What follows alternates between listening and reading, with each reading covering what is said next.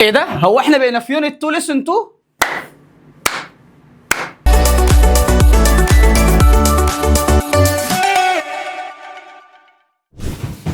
اهلا اهلا اهلا اهلا باعزائي الحبايب، اهلا بطلاب بريب 3، برحب بيكم. والحمد لله احنا النهارده في يونت 2 ليسن 2. درس النهارده بوعدك ان هو درس صغير جدا، وانت اكيد شايف من مده الفيديو. ان شاء الله ان شاء الله لو ركزت معايا لاخر الفيديو انك هتعرف تحل اي سؤال على الدرس ده ان شاء الله. ورقه وقلم ويلا نبدا يا باشا. كنت عايز اقول لك قبل ما ابدا في الدرس الجديد بتاع النهارده، ايوه انا والله هديك الدرس ان شاء الله بتاع النهارده. عايز اقول لك ان في 3 مسائل مهمين جدا وافكار عايزين تشغيل دماغ للدرس اللي فات اللي كان اسمه الكوادراتيك فانكشن.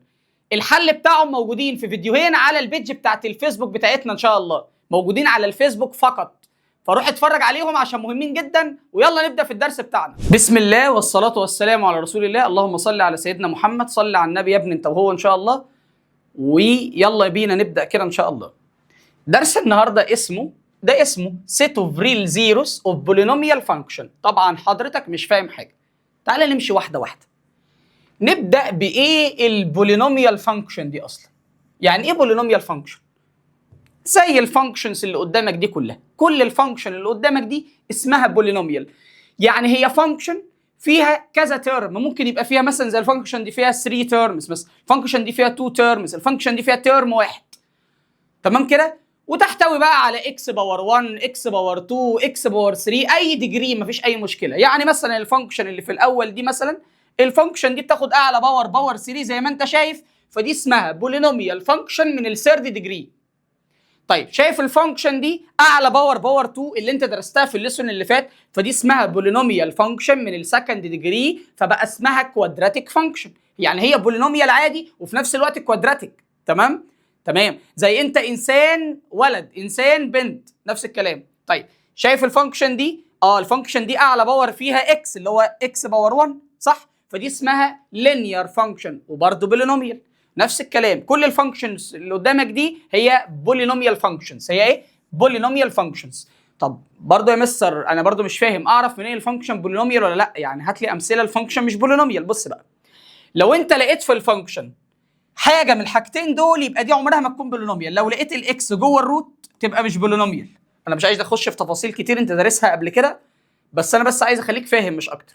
طيب عشان بس لو احنا معانا طلبه بيشتتوا مش عايزين نشتتهم، ولو انت لقيت اكس تحت في الدينومينيتور يبقى برضو دي مش بولينوميال. لو لقيت حاجه من الحاجتين دول يبقى الفانكشن بتاعتك مش بولينوميال. ولو لقيت طبعا الاكس ما هي عليها باور نيجاتيف يبقى الفانكشن بتاعتك مش بولينوميال.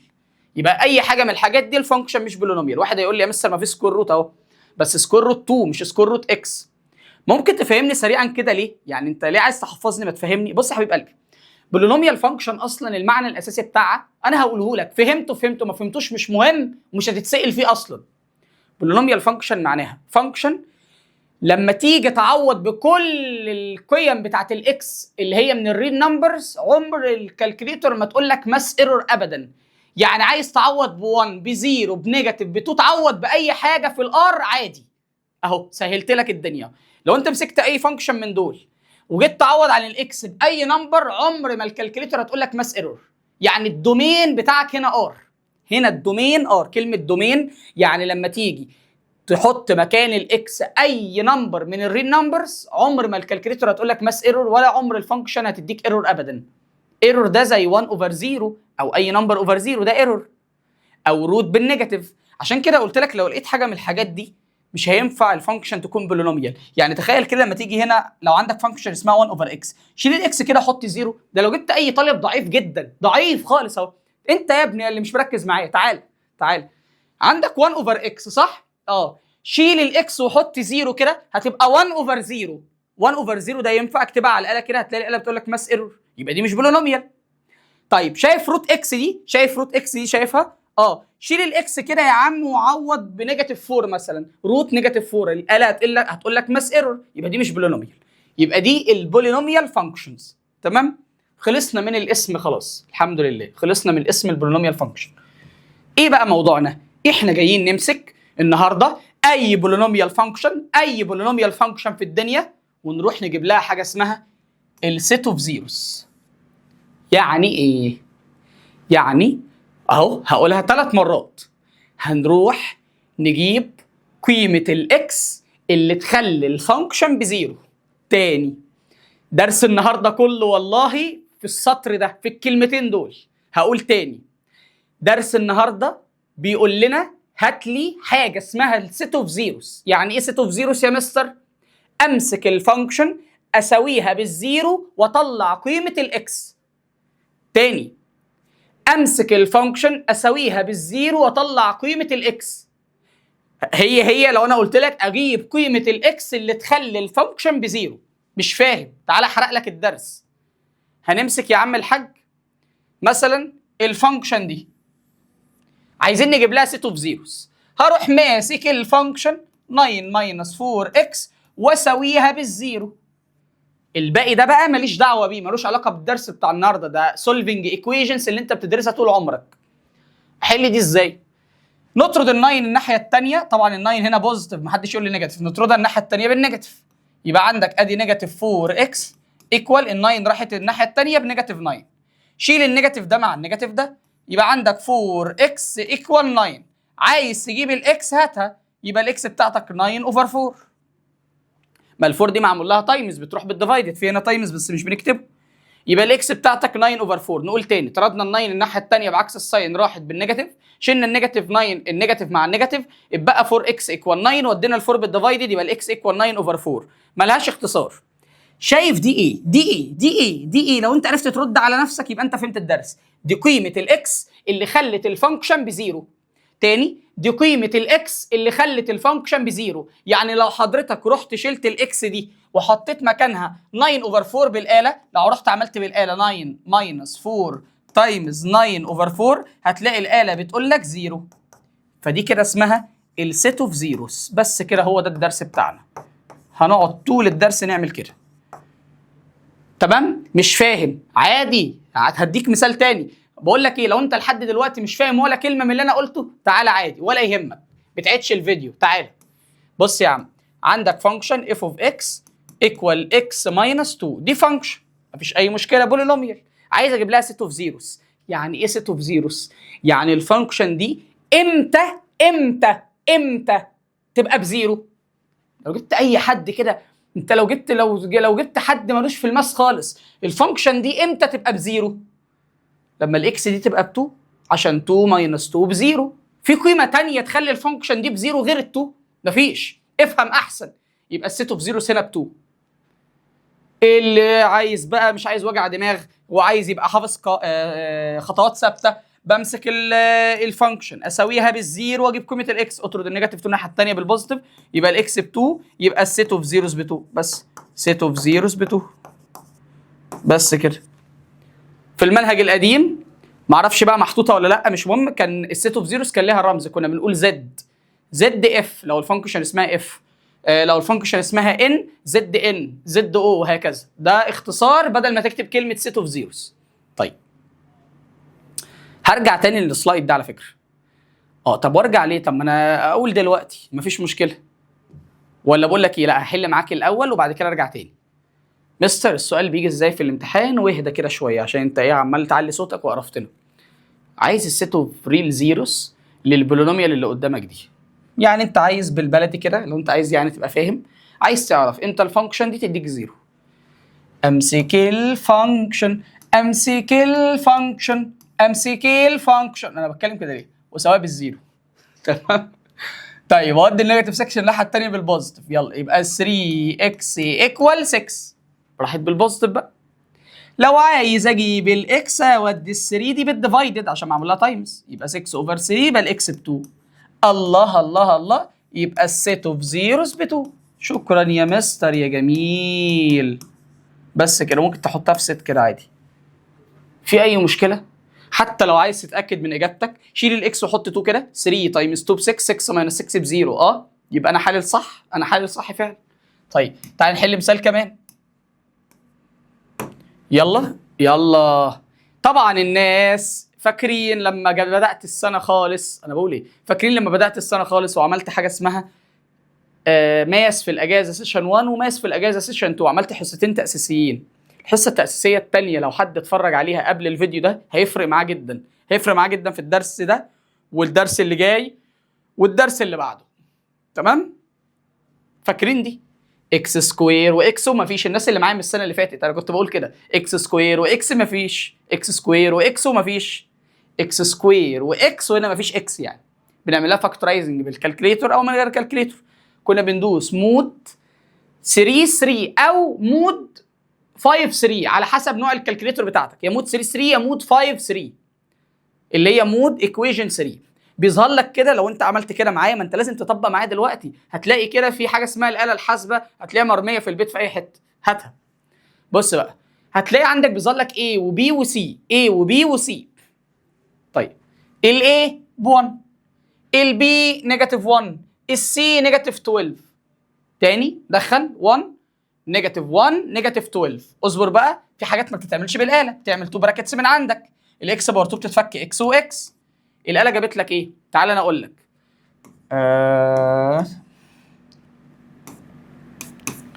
ماشي يا عم، ماشي يا عم. الاله جابت لك 4، انا متاكد، يبقى انت بتكتبها -4. وانت طبعا عارف ليه، عشان الاله بتجيب لك الفاليو على طول. الاله جابت لك -3، هتكتبها +3. في اي مشكله كده في الكلام ده؟ انت المفروض بقى بتمسك دي وتساويها بالزيرو، فبالتالي ده بقى كمان بقى ايكوال 0. انت اصلا واخد الكلام ده قبل كده. يبقى مره الاكس -4 بزيرو، ولو طردت ال-4 هتبقى الاكس ب4. هنا مره الاكس +3 ايكوال 0، لو طردت ال3 هتبقى الاكس ايكوال -3. الله الله الله، صح؟ يبقى السيت اوف زيروز بتاعتك اهي من غير ما نكتب الباقي هتبقى عباره عن -3 و4. يعني دي القيم اللي هتخلي الفانكشن بتاعتك بزيرو. في اي مشكله لحد دلوقتي؟ طيب تعالى نكمل. بص بقى، نفس الكلام، عايز السيت اوف زيروز للبولينوميال، هنمسك دي نساويها بالزيرو. يلا 3 اكس بار 2، خلي بالك بقى عشان الحته دي محتاجه تركيز شويه. هطرد ال 12 الناحيه الثانيه بعكس الساين، يبقى 3 اكس باور 2 ايكوال -12. طردت ال 12 الناحيه الثانيه بالنيجاتيف. عايز اجيب الاكس باور 2، اجيبها ازاي؟ اودي ال 3 دي بالديفايدد، يبقى -12 ديفايدد 3 يبقى ايكوال -4. في اي مشكله يا حلو يا حلو؟ طيب اكس باور 2 ايكوال -4، عايز اخلص من باور 2 ده. طبعا عشان تخلص من باور 2 لو انت مش عارف بتاخد سكوير روت، عشان تخلص من باور 2 بتاخد سكوير روت. اقول تاني، عشان تخلص من باور 2 بتاخد سكوير روت. طيب ادي اكس اهو ايكوال، ادي سكوير روت اهو -4. طبعا المفروض بتحط بوزيتيف اور نيجاتيف، بس هل في حاجه اسمها روت -4؟ ده دازنت بيلونج للار اصلا. اوبا، ده مش موجود في الريل نمبرز اصلا. انت بتجيب السيت اوف زيروز اصلا في الريل نمبرز. يبقى معنى كده ان السيت اوف زيروز هنا، عشان كده قلت لك ركز فيها، بفاي. يعني الفانكشن دي عمرك ما هتلاقي قيمه تحطها للاكس دي تخلي الناتج ده بزيرو. هقول تاني، حضرتك عمرك ما هتلاقي قيمه للاكس تحطها هنا تخلي الناتج ده بزيرو. مش زي عين المساله اللي فاتت، لقينا قيمتين ما شاء الله، لقينا قيمتين لو عوضنا بيهم مكان الاكس هيخلوا الناتج زيرو. هنا لقينا قيمه اللي هي 2 لو عوضنا بيها هنا هتخلي ده زيرو، لكن هنا يا عيني مفيش. عمرك يا حبيب قلبي لو قعدت تلعب من هنا للسنه الجايه، اقعد العب واعمل 3 تايمز حاجه باور 2 بلس 12، واقعد خلي الحاجه دي، اقعد تحط كل الارقام اللي في الدنيا، عمرك ما هتعرف تخلي الناتج بزيرو. مفيش. تعال هنا بقى، المفروض امسك اكس باور 2 ماينس 25. اي مساله في الدنيا بمسكها سواء بالزيرو. محدش في الهوم ورك يبلم قدام اي مساله. حلوه يبلم دي، محدش يبلم قدام اي مساله. اي مساله في الدنيا مهما كانت هتمسكها تساويها بالزيرو خلاص، وتجيب قيم الاكس منها. يلا اطرد النيجاتيف 25 الناحيه الثانيه، مع ان ليها حل تاني. ماشي، يبقى تروح بالبوزيتيف 25. اخلص من باور 2 ازاي؟ اخد سكوير روت لل 25 وما انساش احط بوزيتيف اور نيجاتيف، يبقى الاجابه بوزيتيف اور نيجاتيف 5، وطبعا يبقى السيت اوف زيروز 5 اند نيجاتيف 5. اللي يعرف يحل السؤال ده بطريقه ثانيه غير الطريقه بتاعتي في الكومنتات ان شاء الله هيكسب معانا جايزه حلوه جدا ان شاء الله. هنختار ولد او بنت عشوائي. تمام؟ اللهم بلغت اللهم فاشهد. افتكرني اهو، ومنشن لزمايلك بقى على الوقت اللي انا بقول فيه الكلام ده عشان كلهم ياخدوا بالهم. تمام؟ طيب بسم الله الرحمن الرحيم. بيقول لك عايز السيت اوف زيروز، نفس الكلام مفيش اي حاجه جديده. هنا المفروض نمسك ده نعمل فيه ايه؟ المفروض نساويه بالزيرو. معلش بقى ان انا بساويه بالزيرو مره واحده، المفروض اخده على جنب واساويه بالزيرو. طيب انا شايف ان هنا في اكس وهنا اكس وهنا اكس، هاخد اكس كومن. في حاجه ثانيه؟ لا، خدت اكس كومن، اتبقى لي هنا اكس باور 2، ما هي كانت اكس باور 3 خدت منها اكس بقى اكس باور 2. هنا اتبقى 2 اكس، هنا ما خدت الاكس اتبقى نيجاتيف 15. كل ده ايكوال ايه؟ ايكوال 0. صح؟ قسم كده يا باشا، يا اما ده بزيرو ويا اما ده كله بزيرو. خلاص، يا اما الاكس بزيرو ده اول حل، يا اما عندك الاكس باور 2 بلس 2 اكس ماينس 15 كل ده بزيرو. ادي يا باشا اهو، مفيش اي مشكله.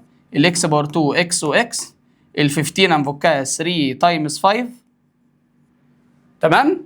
طيب طالما طبعا 3 تايمز 5 هتنفع، هتنفع لان الديفرنس بينهم 2. طبعا انت لو عايز تستخدم الكالكوليتر هتعمل بقى مود 3 3 او مود 5 3. هتقول 1 ايكوال، اديني بقول لك اهو بالاله عشان الطلبه اللي مستوى ضعيف، و2 ايكوال ونيجاتيف 15 ايكوال. تمام؟ او مش شرط مستواك ضعيف، انت بتحب تعملها بالاله دي حاجه ما فيهاش مشاكل يعني، مالهاش علاقه بالمستوى. طيب دوس ايكوال تاني، هتلاقي الاله يا حبيب قلبي جابت لك نيجاتيف 5 فانت هتخليها بلس 5، وجابت لك 3 فانت هتخليها نيجاتيف 3. انا كده ماشي صح؟ نيجاتيف 3 اكس بلس 5 اكس، ايوه 2 اكس صح. ارجع بقى قسم، يبقى مره هنا لما نطرد ال5 الناحيه الثانيه يبقى الاكس بنيجاتيف 5 نخلص بقى، ولما نطرد النيجاتيف 3 الناحيه الثانيه يبقى الاكس ب 3، ويبقى السيت اوف زيروز بتاعتك يا باشا تبقى عباره عن 0 ونيجاتيف 5 ونيجاتيف 3. كل دول هيخلوا الفانكشن بزيرو. حلوه المساله دي جدا. تعال نشوف السؤال ده. طبعا المفروض نمسك دي ونساويها بالزيرو، محدش يعمل زيي، المفروض تنقلها تاني، ما تعملش زيي، انت بتمسك الفانكشن على جنب وتساويها بالزيرو. طيب اطرد ال 125 دي الناحيه الثانيه بالنيجاتيف، طبعا هيبقى 27 اكس باور 3 ايكوال نيجاتيف 125. طبعا ودي ال 27 الناحيه الثانيه بقى بالديفايدد، يبقى نيجاتيف 125 اوفر 27. بدل ما تقعد تحسب وتقرف نفسك انت عايز تخلص من باور 3، يبقى حضرتك هتاخد كيوب روت، يبقى الاكس ايكوال كيوب روت نيجاتيف 125 اوفر 27. نزل دي بالاله بقى بدماغك، هتديك نيجاتيف 5 اوفر 3، وده السيت اوف زيروز. السيت اوف زيروز بتاعتك نيجاتيف 5 اوفر 3. وشكرا. في اي مشكله كده في الكلام ده؟ قبل بقى احنا كده يعتبر خلاص الدرس يعتبر اصلا خلص يعني. فاضل بس حاجه مهمه جدا اللي انا كنت سايبها في الاول اللي انا عايز اتكلم عنها طبعا. بص بقى تعالى لي كده، ايه ده بقى؟ ازاي اجيب لدول سيت اوف زيروز بقى؟ ركز كده معايا عشان تفهم يعني ايه سيت اوف زيروز بعد كل الشرح ده. قيمه الاكس اللي تخلي الفانكشن بزيرو. بالراحه، انت يا فانكشن امتى تبقي بزيرو؟ الفانكشن دي اصلا ب7 وخلصنا، اسمها كونستانت، عمرها ما هتبقى بزيرو. الفانكشن دي لو رحت تجيب منها اف اوف 2 هتديك 7. خدنا الكلام ده قبل كده، بس الناس اللي فاكره بقى، رحنا نجيب اف اوف 3 هتديك 7، ورحنا نجيب اف اوف عفريت هتديك 7. الفانكشن دي دايما بتديك 7، فعمرها ما هتديك زيرو. فانت تيجي تقول لي فين السيت اوف زيروز بتاعتها؟ اقول لك فاي، يبقى هنا السيت اوف زيروز فاي. زي المساله اللي حليناها من شويه وما لقيناش ليها سيت اوف زيروز برضه. دي بقى الحق، دي اصلا بزيرو. دي اصلا، ده انا لو سالت واحد يا عم اهو، مع انك ممكن ما بتسالش فيها اصلا، دي اصلا بزيرو. انت تروح تقول لي امتى تبقى بزيرو؟ ما هي بزيرو على طول. خلي بالك دي غير دي خالص، دي عكس دي. هنا شيل الاكس وحط اي حاجه، الفانكشن هتديك زيرو. فهنا الفانكشن بتديك زيرو على طول، هي عمرها ما هتديك حاجه غير الزيرو. فدي السيت اوف زيروز بتاعتها تبقى ار، كل النمبرز هتخليها بزيرو. فرق بين الاثنين الله يكرمك. طيب نيجي بقى، انت كنت شايف شكل رسم كده، يا ترى ايه هو؟ تعال نشوف، اللي هو اخر حاجه اصلا في الدرس. عايز السيت اوف زيروز للبولينوميال اللي قدامك دي. طبعا انت اول ما شفت رسم خفت، قلت ياما هتقفل الفيديو وتسيبني، ولكن يا حبيب قلبي تسيبنيش يا ابني. انا من غيرك يا ابني بتوه توهان، انا من غيرك ماليش يلا بص بقى كده معايا. عايز السيت اوف زيروز، يعني امتى الفانكشن تديك زيروز؟ الفانكشن بتديك زيرو لما تبقى على الاكس اكسس كده. ما هو الفانكشن دي يا حبيب قلبي اللي هي الاف اوف اكس اللي هي الواي يا بابا. يعني انت كانك بتقول امتى الواي تبقى بزيرو؟ لما تبقى واقعه على الاكس، يبقى عند نيجاتيف 2 وعند ال2، يبقى هنا السيت اوف زيروز نيجاتيف 2 و2. شوفها خبطت في الاكس فين وتختار على طول. هنا خبطت فين؟ هنا وهنا وهنا، يبقى الاجابه نيجاتيف 1 و0 و2. طب هنا خبطت في الاكس عند ال1، يبقى هنا 1 بس. خلاص، يبقى انت بتشوفها قطعت الاكس اكسس فين، هي دي السيت اوف زيروز يعتبر. خلاص، في اي مشكله حبيب قلبي؟ طيب نيجي بقى حبيب قلبي لاخر سؤال معانا النهارده ان شاء الله، اخر فكره معانا النهارده يعني وعد. طبعا في الفكره الجامده دي بيقول لي ايه؟ بيقول لي لو النيجاتيف 3 هي السيت اوف زيروز. اوبا بالراحه كده، يعني ايه بقى؟ كل الاسئله بيقول لك هات السيت اوف زيروز، المره دي هو مديها لك. ما هي دي حلاوه الماس بقى. بيقول لك النيجاتيف 3 هي السيت اوف زيروز، هات لي الفاليو بتاعت البي وهات لي الاف اوف 4، وخلي بالك ده سؤال في كتاب المدرسه. مش النيجاتيف 3 هي السيت اوف زيروز؟ يعني ايه سيت اوف زيروز بقى اللي احنا عمالين نشرحها من الاول خالص؟ يعني لما الفانكشن تبقى بزيرو هات قيمه الاكس، يبقى دي قيمه الاكس لما الفانكشن تبقى بزيرو. يبقى انا همسك الفانكشن الحلوه المؤدبه دي، تعالي انت اهو كلك على بعضك، وهساويكي بالزيرو، واشيل كل اكس واحط مكانها نيجاتيف 3. بس انا ما رضيتش اعملها في نفس الاستيب عشان ما تلخبطش. يبقى النيجاتيف 3 دي معناها ايه؟ دي الفاليو بتاعت الاكس لما الفانكشن تبقى بزيرو. شيل الاكس وحط نيجاتيف 3، يلا ادي 2 تايمز اهو، شلنا الاكس وحطينا نيجاتيف 3 باور 2، بلس ادي بي تايمز شلنا الاكس وحطينا نيجاتيف 3 بلس 3 ايكوال 0. طالما ما فيش غير فاريبل واحد اسمه بي يبقى هنقدر نجيبه من تحت الارض يا نجم. تعال دي هتديك 9 تايمز 2 هيديك 18، وهنا عندك بي دي خلي بالك تايمز نيجاتيف 3 هيديك نيجاتيف 3 بي بلس 3 ايكوال 0. 18 مع ال 3 دول لايك تعمل لهم بلس هيديك 21، يبقى 21 ماينس 3 بي ايكوال 0. ودي ال 21 هناك بعكس الساين يبقى نيجاتيف 3 بي ايكوال نيجاتيف 21. شيل النيجاتيف مع النيجاتيف واعمل ديفايدد 3، 21 اوفر 3 ايكوال 7، يبقى البي ب 7. شيل البي وحط قيمتها بقى، شيل البي وحط 7 يلا، واكتب الفانكشن تاني على نظافه. ادي اف اوف اكس ايكوال 2 اكس باور 2 بلس 7 اكس ركز بلس 3. هو عايز منك اف اوف 4 بقى، ده انت هتجيبها في ثانيه كده. اف اوف 4 شيل كل اكس وحط 4، 2 تايمز ادي 4 باور 2 بلس 7 تايمز 4 بلس 3، وشوف الناتج والمساله خلصت. وفكره حلوه جدا تمام. وبكده حبايب قلبي نكون خلصنا مع بعض الدرس الثاني في الوحده الثانيه. درس سهل ولذيذ جدا جدا ومدته صغيره جدا الحمد لله، وكله بيتكلم عن فكره واحده. ادي الهوم ورك بتاع حضرتك اهو، ادي الهوم ورك الصفحه الاولى، الهوم ورك اللي بعده، الهوم ورك اللي بعده. الناس بتوع المنصه هيشتمونا. الهوم ورك اللي بعده، ادي هوم ورك تاني وهوم ورك تاني. طبعا ايه انا بضحك عليك على فكره، هوم ورك مش كتير، ده احنا عشان مكبرين السؤال وبنحط سؤالين في صفحه. ادي الهوم ورك يا باشا، ادي الهوم ورك تاني، وشكرا مفيش هوم ورك تاني. تمام. وكده حبايب قلبي نكون الحمد لله وصلنا لنهايه الدرس بتاعنا الحمد لله، واتمنى ان حضرتك تكون استفدت معانا. وعايز اقول لحضرتك كده لو انت لسه ما اشتركتش في المنصه بتاعتنا فالحمد لله انت تقدر تشترك لحد دلوقتي. عندك عرض الترم بالكامل متاح لحد دلوقتي، تعمل اكونت على المنصه، ومن الصفحه الرئيسيه احنا كده كده قايلين كل التفاصيل دي، بتلاقي حاجه اسمها اشتراك ترم كامل وبيكون عليه خصم، ده انصحك بيه. عايز تخش كورس الاول تجرب برضه مفيش مشكله، هتلاقي فيديو الشرح. احنا عاملين نظام حلو جدا جدا جدا يخليك كده عندك شغف ان انت تذاكر ان شاء الله يعني. اتفرج على فيديو الشرح الحمد لله، وبعد كده بتلاقي الواجب كلمه الواجب كده وراه، الواجب صور الواجب، تروح حلل الواجب ومسلمه، حاجه اسمها تسليم الهوم ورك. اول ما بتسلمه بيظهر لك فيديو حل الهوم ورك، بتعرف فيه كل اخطائك. ما انا بحل الهوم ورك كله، فاي خطا عندك بتقدر ان انت الحمد لله تعرفه. وبعد كل الحمد لله يونت بنعمل ريفيجن على اليونت، وبنعمل لك تيست على اليونت، وبعد كل ليسون بنعمل لك تيست على الليسون. فكده انت مش محتاج اي حاجه.